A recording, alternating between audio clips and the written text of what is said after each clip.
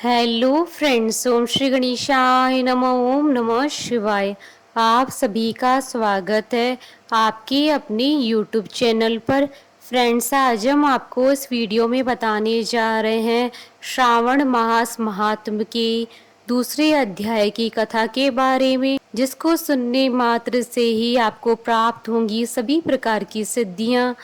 Friends, video शुरू करने से पहले आपसे रिक्वेस्ट है, अगर आप हमारी चैनल पर नए हैं और आपने अभी तक चैनल को सब्सक्राइब नहीं किया है तो प्लीज़ सब्सक्राइब कीजिएगा चैनल को। साथ ही प्रेस कीजिएगा बेल आइकन को, जिससे नए वीडियो से रिलेटेड नोटिफिकेशन आपको तुरंत प्राप्त हो सके। और वीडियो पसंद आने पर वीडियो को लाइक और शेयर ज़रूर कीजिएगा, ताकि सभी भक्तों को इस वीडियो का लाभ प्राप्त हो सके। और कमेंट बॉक्स में ओम नमः शिवाय ज़रूर लिखिएगा।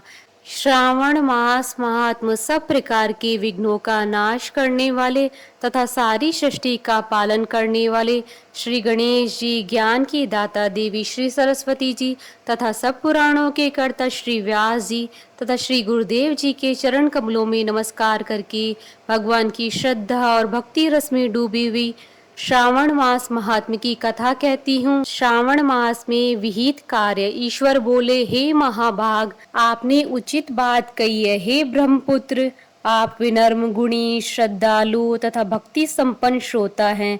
हे अनग, आपने श्रावण मास के विषय में विनम्रता पूर्वक जो पूछा है उसे तथा जो नहीं भी पूछा है वह सब अत्यंत हर्ष तथा प्रेम के साथ मैं आपको बताऊंगा।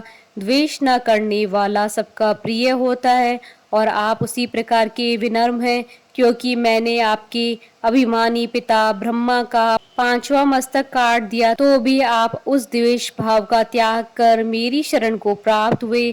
अतः हे तात, मैं आपको सब कुछ बताऊंगा, आप एकाग्रचित होकर सुनिए। हे योगिन, मनुष्य को चाहिए कि श्रावण मास में नियम पूर्वक नक्त व्रत करे और पूरे महीने भर प्रतिदिन रुद्राभिषेक करे। अपनी प्रत्येक प्रिय वस्तु का इस मास में त्याग कर देना चाहिए। पुष्पों, फलों, दांतों, तुलसी की मंजरी तथा तुलसी दलों और बिलपत्रों से शिव जी की लक्ष्य पूजा करनी चाहिए। 1 करोड़ शिवलिंग बनाने चाहिए और ब्राह्मणों को भोजन कराना चाहिए।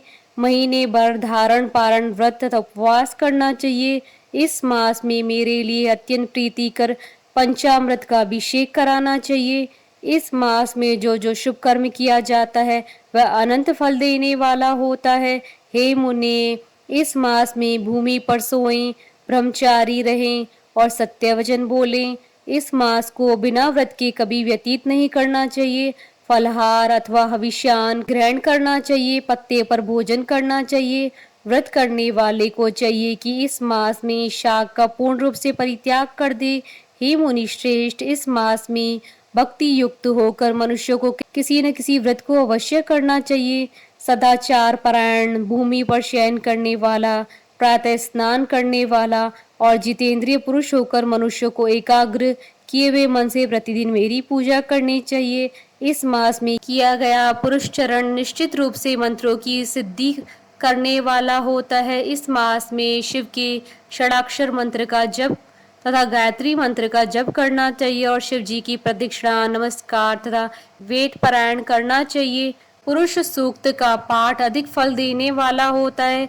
इस मास में किया गया ग्रह यज्ञ, कोटि होम, लक्ष्य होम तथा अयुत होम शीघ्र ही फलीभूत होता है और अभीष्ट फल प्रदान करता है। जो मनुष्य इस मास में एक भी दिन व्रतहीन व्यतीत करता है वह महाप्रलय पर्यंत घोर नरक में वास करता है। यह मास मुझे जितना प्रिय है उतना कोई अन्य मास प्रिय नहीं है। यह मास सकाम व्यक्ति को अभीष्ट फल देने वाला तथा निष्काम व्यक्ति को मोक्ष प्रदान करने वाला है। हे सतम, इस मास के जो व्रत तथा धर्म है उन्हें मुझसे सुनिए। रविवार को सूर्य व्रत तथा सोमवार को मेरी पूजा व नक्त भोजन करना चाहिए। श्रावण मास के पहले सोमवार से आरंभ करके 3.5 महीने का रोटक नामक व्रत किया जाता है। यह व्रत सभी वांछित फल प्रदान करने वाला है। मंगलवार को मंगल गौरी व्रत, बुधवार व बृहस्पतिवार के दिन इन दोनों वारों का व्रत, शुक्रवार को जीवंती का व्रत और शनिवार को हनुमान तथा नरसिंह का व्रत करना। बताया गया है। मुने, अब तिथियों में किए जाने वाले व्रतों का श्रवण करें। श्रावण मास के शुक्ल पक्ष की द्वितीय तिथि को औदुंबर नामक व्रत होता है। श्रावण मास के शुक्ल पक्ष की तृतीय तिथि को गौरी व्रत होता है। इसी प्रकार शुक्ल पक्ष की चतुर्थी तिथि को दूर्वा गणपति नामक व्रत किया जाता है। हे मुनि, उसी चतुर्थी का दूसरा नाम विनायकी चतुर्थी भी है। शुक्ल पक्ष की पंचमी तिथि नागों की पूजन के लिए प्रशिष्ट होती है। हे मुनि श्रेष्ठ, इस पंचमी को रौरव कल्पादि नामक से जानिए। षष्ठी तिथि को सुपोदन व्रत तथा सप्तमी को शीतला व्रत होता है। अष्टमी अथवा चतुर्दशी तिथि को देवी का पवित्रारोपण व्रत होता है। इस माह के शुक्ल पक्ष तथा कृष्ण पक्ष की दोनों नवमी तिथियों को नक्त व्रत करना बताया गया है। शुक्ल पक्ष की दशमी तिथि को आशा नामक व्रत होता है। इस माह में दोनों पक्षों की दोनों एकादशी तिथियों को इस व्रत की कुछ और विशेषता मानी गई है। श्रावण मास के शुक्ल पक्ष की द्वादशी तिथि को श्री विष्णु का पवित्रारोपण व्रत बताया गया है। इस द्वादशी तिथि में भगवान श्रीधर की पूजा करके मनुष्य परम गति को प्राप्त करता है।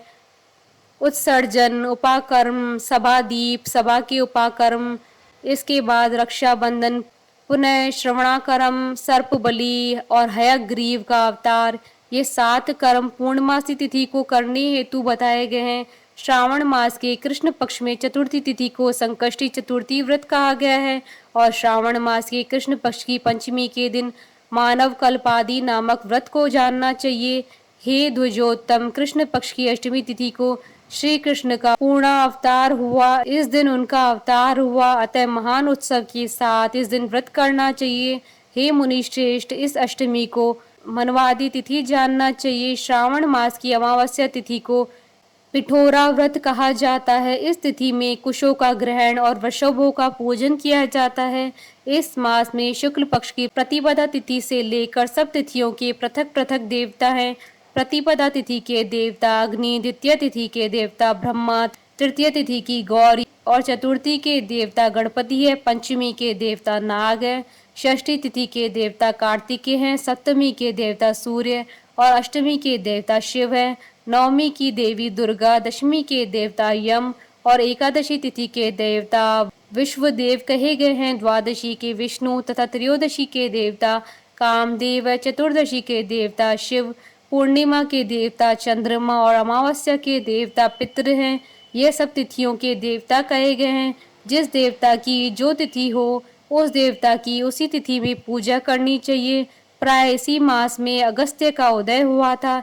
हे मुनि, मैं उस काल को बता रहा हूँ, आप एकाग्रचित होकर सुनिए। सूर्य के सिंह राशि में प्रवेश करने के दिन से जब 12 अंश 40 घड़ी व्यतीत हो जाती है तब अगस्त्य का उदय होता है। उसके 7 दिन पूर्व से अगस्त्य को अर्घ्य प्रदान करना चाहिए। 12 मासों में सूर्य पृथक पृथक नामों से जाने जाते हैं। उनमें से श्रावण मास में सूर्य गवस्ती नाम वाला होकर तपता है। इस मास में मनुष्य को भक्ति संपन्न होकर सूर्य की पूजा करनी चाहिए। हे सप्तम, 4 मासों में जो वस्तुएं वर्जित है उन्हें सुनिए। श्रावण मास में शाक तथा भाद्रपद में दही का त्याग कर देना चाहिए। इसी प्रकार अश्विन में दूध तथा कार्तिकेय में दाल का परित्याग कर देना चाहिए। यदि इन मासों में इन वस्तुओं का त्याग नहीं कर सके तो केवल श्रावण मास में ही उक्त वस्तुओं का त्याग करने से मानव उसी फल को प्राप्त कर लेता है। हे मानद, यह बात मैंने आपसे संक्षेप में कही है। हे मुनि श्रेष्ठ, इस मास के व्रतों और धर्मों के विस्तार को सैकड़ों वर्षों में भी कोई नहीं कह सकता। मेरी अथवा विष्णु की प्रसन्नता के लिए संपूर्ण रूप से व्रत करना चाहिए। परमार्थ की दृष्टि से हम दोनों में भेद नहीं है। जो लोग भेद करते हैं वह नरकगामी होते हैं। अतः हे सनत कुमार, आप श्रावण मास के धर्म का आचरण कीजिए। इस प्रकार ईश्वर सनत कुमार संवाद के अंतर्गत श्रावण मास उद्देश्य कथन नामक दूसरा अध्याय पूर्ण हुआ। बोलिए भगवान शंकर की जय, माता पार्वती जी की जय। हमारे साथ इस वीडियो में अंत तक बने रहने के लिए आपका धन्यवाद।